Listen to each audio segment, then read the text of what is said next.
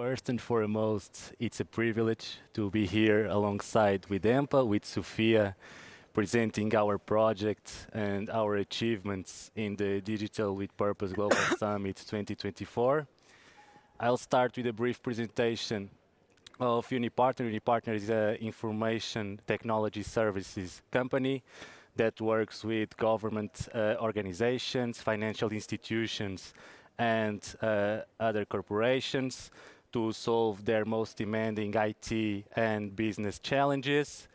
Unipartner's main offerings are the ones that we can see on the top left corner of the slide: consulting and advisory, application modernization, cloud infrastructure and security, managed services and outsourcing. In the art of our slides in the center, we can see that people, sustainability and digital are our three main pillars, guiding every aspect of our approach and promoting innovation and responsible growth. If you enter in our office, you open the door and you'll see a huge banner with these three words in capital letters, so it's our main purpose. I'll pass the stage to Sofia that will present EMPA. Thank you, Ricardo. So, as Ricardo said, my name is Sofia. I'm part of EMPA, which is the mission structure for the promotion of accessibility in Portugal. And it is a public entity under the dependence of the Secretary of State for Social Action and Inclusion of Portugal.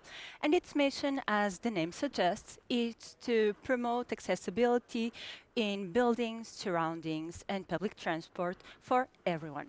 Not only people with disabilities, but also elderly people, parents with baby strollers, and everyone else. And why is this important? So we look at accessibility through two main perspectives. One is that accessibility is a basic condition for inclusion. It is a fundamental right, and it is fundamental for people to have quality of life and to be able to live independently. Imagine, for example, that someone wants to use a public service, but cannot go inside a building because the entrance is not accessible. So we are discriminating against that person.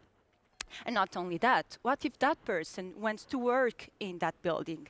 It's the same thing. We are discriminating against them because it would be extremely difficult for that person to be able to do so. A second perspective is that accessibility is also a question of economic growth and sustainable development. If businesses actually invest more in accessibility, then it's going to be an attractive factor.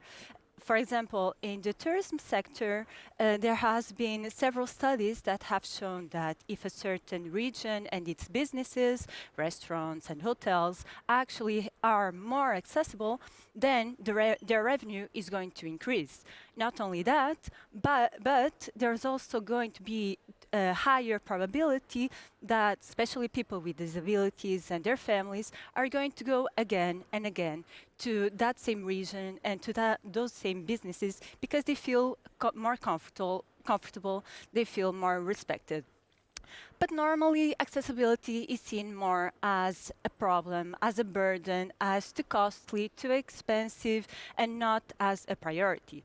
So we thought we needed to have a more holistic approach and involve every stakeholder, from the citizens that in their everyday life encounter some kind of barrier, to the professionals, architects and engineers that dealt with new projects, that dealt with new constructions and old constructions as well, to the public entities that need to think and plan strategically, need to think about their funds, need to think about their interventions, their priorities.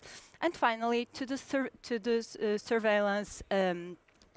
supervision entities that need to check if those same interventions are being done in accordance with the law. So this solution needed to have this kind of mindset, and it also had to improve our own internal procedures and methodologies. And now I'll let Ricardo explain in more detail the solution. Yeah.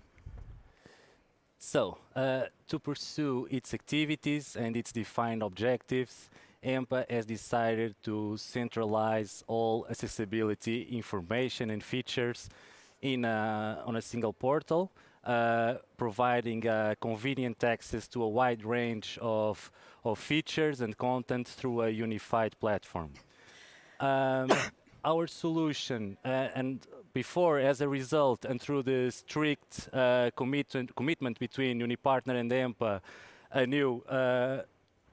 new contact channel was created with foreign and national citizens, and this portal is composed by 4 different modules. The first one is the accessibility barriers, where the citizens can easily report an accessibility barrier openly. Then we have the consultancy module to provide consultancy to technicians and professional institutions in the assessment and development of accessibility projects. We also have investment plans to provide support to administration public services for identifying barriers and developing activities to correct them. And last but not least, we have the supervision module, which consists in a mobile app for on-site professionals. We can call them the technicians, between commas, to supervise the accessibility of spaces. Now we are going to deep dive in in each modules. The first one, as Sofia mentioned, accessibility can be described as a characteristic of an environment, equipment, or service, ensuring that all potential users have an equal opportunity to use it in a friendly, dignified, and safe manner. Accessibility barrier is exactly the opposite, so is anything that prevents a person for participating socially and exercising their rights to accessibility, communication, and safe circulation. In this dedicated area of our portal, and as I said before, citizens have the possibility to easily report any barrier they encounter in their daily lives. As you can see in the reporting process behind me, it was designed to be pretty straightforward and user-friendly, ensuring that citizens have the possibility to fill it with the general information of the barrier and more specific details such as the location, the nature, and even the georeferentiation.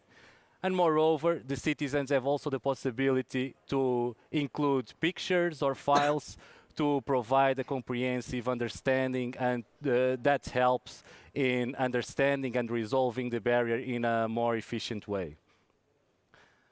The second module is the consultancy, which is the point of contact, as Sofia said, with technicians and professional stakeholders that are interested in the correct application of technical accessibility standards, providing clarification, support, technical assistance to prevent and promote the resolution of non-compliant situations. It's fair to say that is the twin module of the accessibility barrier, but however, it was developed to be targeted to the technical experts because it provides a specialized expertise in the assessment and creation of a more sustainable, a more accessible environment.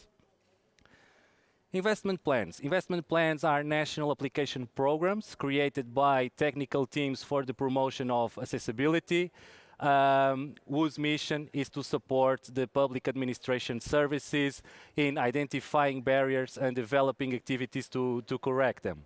The main objective of this model is to consolidate all the investment plans required to eliminate, as Sofia said, the barriers in properties allocated to all government areas, and including all the activities to be carried out, associated costs, and expected deadlines for their resolution.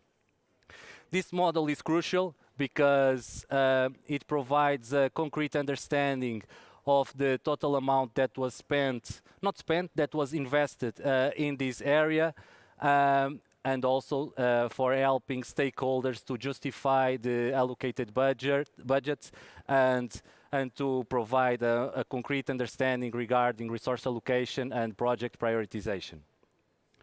The supervision model is an operation tool, a mobile app for on-site professional to supervise the activities on site, the accessibility of spaces. This model allows these professionals to consult and register in real time the compliance of the environment with the accessibility standards. And this tool is also crucial because the real-time capabilities allows a more accurate and effective report, providing immediate feedback and ensuring that, if needed, any corrective situation could be easily resolved. So, this platform brought a transformative effect by bringing together new technologies, new methodologies with a close collaboration between stakeholders. It also created a privileged channel with citizens in which we can hear them, we can have a close contact with them, while also having a close collaboration between every stakeholder, between citizens, professionals, and public entities. And finally, it also created new methodologies. It helped us simplify and modernize our own procedures, and also it created new ways of collecting data, which is going to be essential for us to be able to see the progress that is being made in our own country, and to also be able to do more informed decision based on it. And we're already thinking about the future as well. We want to improve this platform. Firstly, by creating new features using artificial intelligence, especially for those that are on the ground, for the citizens and for the professionals. We also want to expand it to the private sector. Right now, this platform is very much focused on the public domain because public entities have to be the example. But it is essential for it to expand to the private sector and private businesses as well.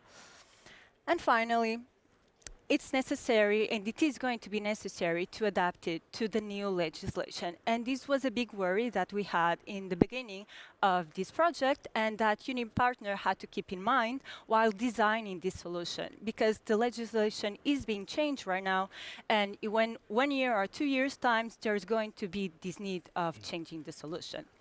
So, as you can see, we need this close collaboration. We need these new innovations so that we can actually achieve our mission of making our country, of making Portugal completely accessible for everyone.